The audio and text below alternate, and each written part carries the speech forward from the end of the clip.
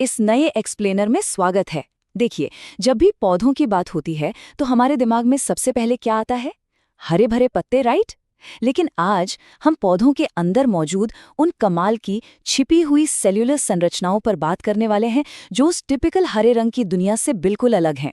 प्रकृति सिर्फ एक रंग तक सीमित नहीं है, इसके पीछे का विज्ञान बहुत गहरा है। तो चलिए इस रहस्यमयी दुनिया में एक साथ गोता लगाते हैं। अब जरा इस बहुत ही दिलचस्प सवाल पर गौर कीजिए। अक्सर यही माना जाता है कि पौधों के सभी हिस्से बस हरे ही होते हैं, लेकिन अगर ऐसा है तो जमीन के नीचे उगने वाले आलू सफेद या हल्के रंग के क्यों होते हैं? और फूलों की पंखुड़ियां इतनी ब्राइट और कलरफुल कैसे हो जाती हैं? ये एक ऐसा विरोधाभास है जो हमें हल्के रंग के कंधों और चमकीली पंखुड़ियों के उस मनोरम रहस्य की ओर ले जाता है, जिसे समझना लिटरली बहुत ही रोमांचक है। तो आइए बढ़ते हैं हमारे पहले सेक्शन की तरफ, हरे रंग से परे।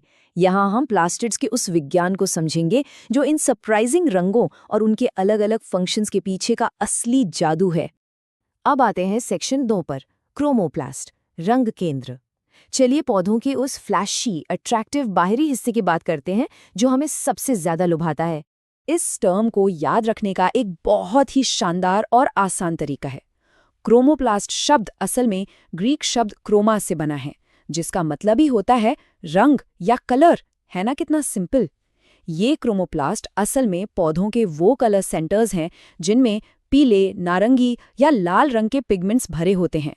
यही वो माइक्रोस्कोपिक कारखाने हैं जो फूलों और फलों को उनके इतने वाइब्रेंट और खूबसूरत रंग देते हैं।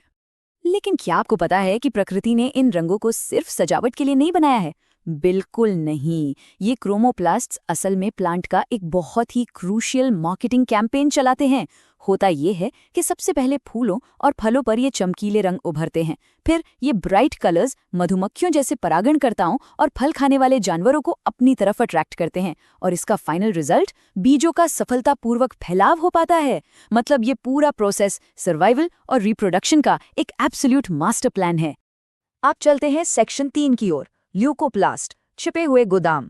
चलिए अब जमीन के नीचे जड़ों की उस सीक्रेट दुनिया में चलते हैं जहां एक बिल्कुल ही अलग तरह का प्लास्टिड काम कर रहा है। यहाँ भी हमारे पास एक कमाल की मेमोरी ट्रिक है।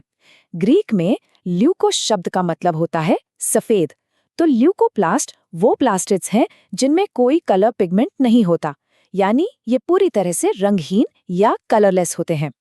क्रोमोप्लास्ट्स की तरह ये कोई शो ऑफ नहीं करते, बल्कि ये चुपचाप सेल के एक गोदाम या वेयरहाउस के रूप में अपना बेहद जरूरी काम करते हैं।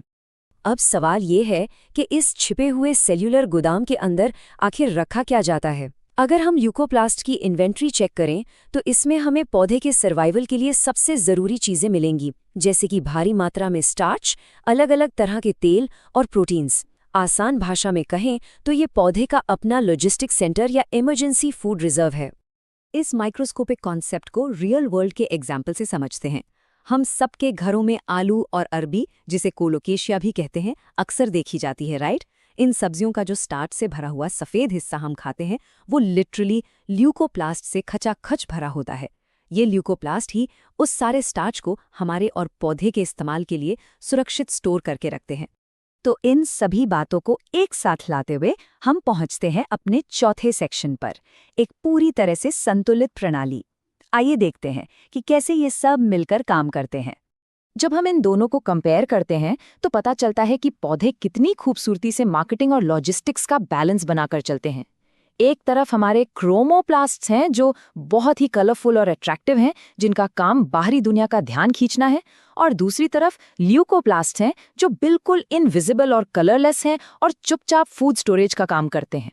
सोचिए, एक के बिना दूसरा अधूरा है। क्रोमोप्लास्ट्स के बिना बीज नहीं फैलेंगे और ल्यूकोप्लास्ट्स के बिना पौधे के पास ग्रो करने के लिए कोई एनर्जी ही नहीं बचेगी। ये सच में एक परफेक्ट बैलेंस है। तो इस पूरी चर्चा से हमें ये बिल्कुल क्लियर हो जाता है कि पौधों का जीव विज्ञान एक ऐसा डायनामिक सिस्टम है जो सिर्फ हरे रंग तक सीमित नहीं है। क्रोमा यानी रंग और ल्यूकोस यानी सफेद, ये दोनों मिलकर प्रकृति का एक अद्भुत संतुलन बनाते हैं।